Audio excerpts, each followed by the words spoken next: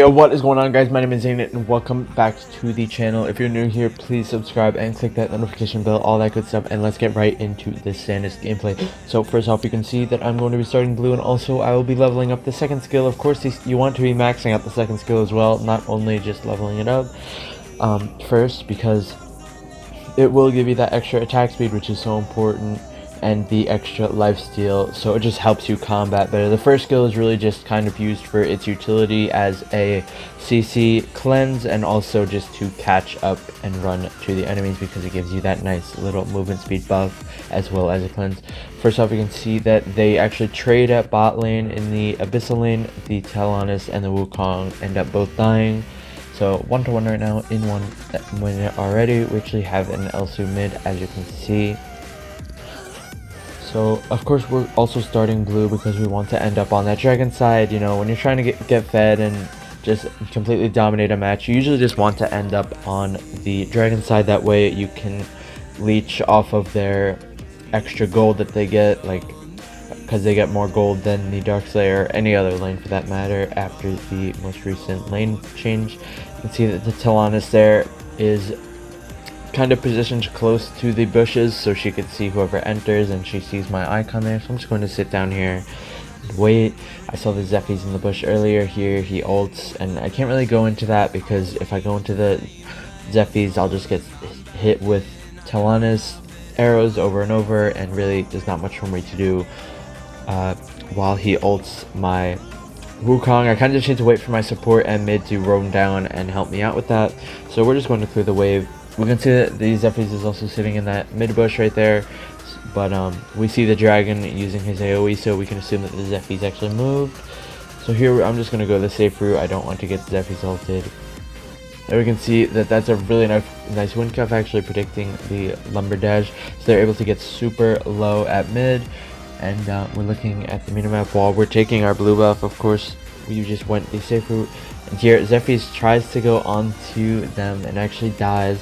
Zephyrs gets super countered by Anet guys, and also Elsu can do pretty good versus Zephyrs as well, because as soon as you jump on the Elsu, you might either just get, like, he'll either ult away from you, or he will just point blank snipe you, which does so much damage, you know, and it pierces as well, so it doesn't even matter if you're building Leviathan, because it will still chunk your HP down by so much.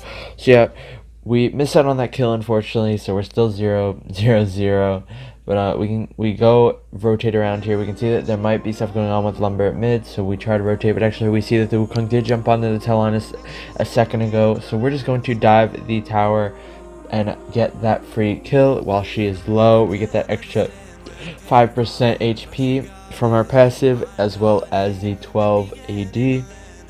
So when we get into the late game, that passive will be doing work for us, as you will see in a bit. Here we just do the dragon while Wukong hits the tower, because I need to lifesteal first of all off my second skill. It's like 10 or 20%.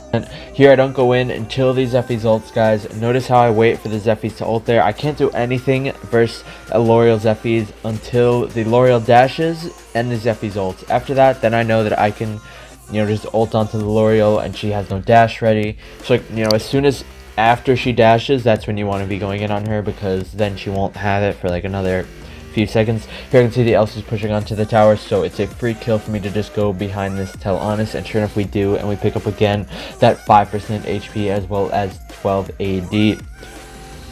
Already at 48 AD off of our passive, which is so good. Here we sit in the bushes waiting for them to come, and as soon as they come, I'm going to ult onto the Zephyrs, and we're just doing some crazy damage right now. We're getting so low.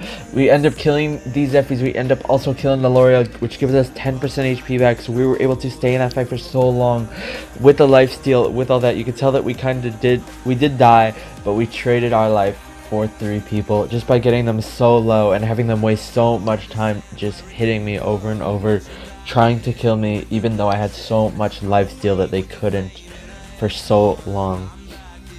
So that was pretty well played. I wish, you know, my support recalled, so he wasn't there with me. That kind of sucked, but we still did very well there, and it was a pretty good trade. Notice how I just kept spamming my second skill, because the combo with Zanis usually being you ult and then you use your second skill to get that extra. You can see right there the combo showing off. You can use your ultimate, then you use your second skill while they're stunned, so you can go and get that extra attack speed, so you can be hitting more while you have that true damage buff. Because of course Zanis' ultimate gives him true damage on each and every basic attack versus the enemy, so it's a very nice ultimate, and it combos pretty well with his second skill. Here we go on to the Arthur, and we are hitting him down. As soon as we pop our ulti, we're just doing massive damage versus him, because of course he has so much armor. He's Arthur. I mean, his passive gives him like a ton of armor even, so we definitely need our ulti to be dealing true damage there to be able to even touch him. But unfortunately we didn't even get the kill because our scud has execute for some reason, which is pretty questionable, but sorry. So we just go back into our jungle clear. You can see that it was kind of hard to chase down enemies when you don't have red buff on Zanis, because really you have no dashes, you know, you're just basic attack spamming. So if you don't have that red buff, it is super hard to catch up. Here we can see some fighting's going on. We can see that our LC is getting dove by the Wukong and Arthur, so we're just going to jump in, use our ultimate, not get the kill unfortunately, but at least we got some participation in that.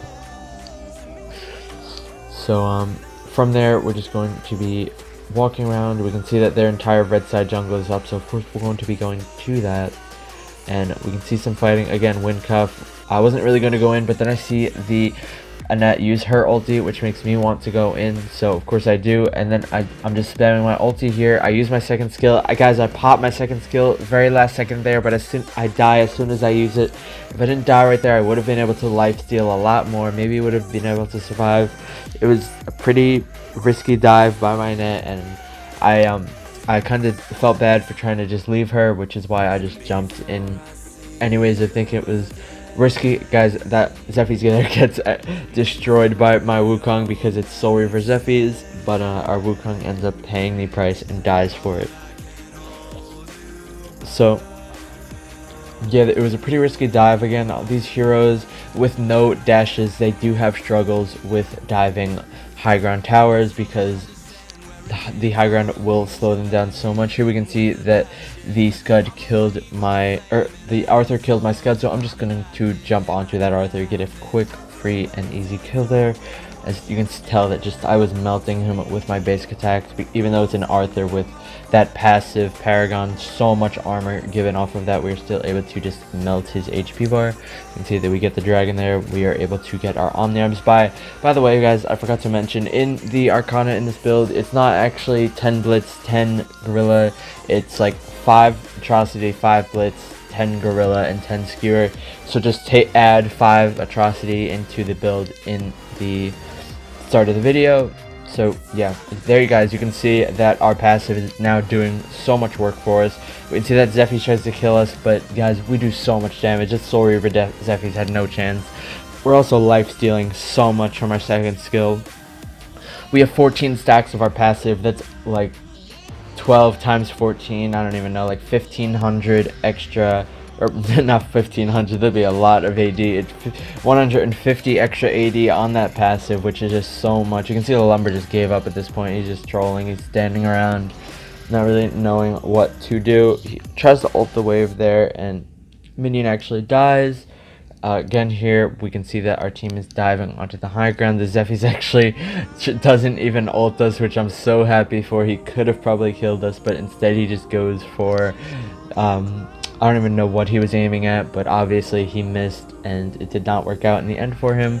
So here we're just clearing the wave, we're trying to lifesteal. I get my Hercules, so as soon as I see that I get my Hercules Madness, I want to try and dive, but the L'Oreal didn't take the bait. I thought she would try to dive onto me because I had such low HP, you know.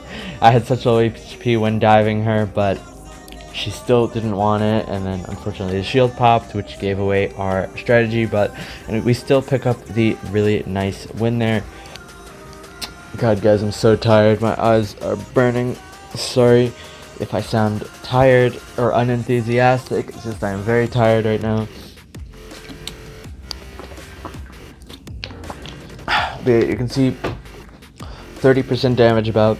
And a tip I would like to give, just always have your red buff when you're chasing. Use the first skill to cleanse CC and to follow up. Use ult and then use second skill while they're stunned. And I hope this guide helped you out. I'll see you all in the next video. Peace out.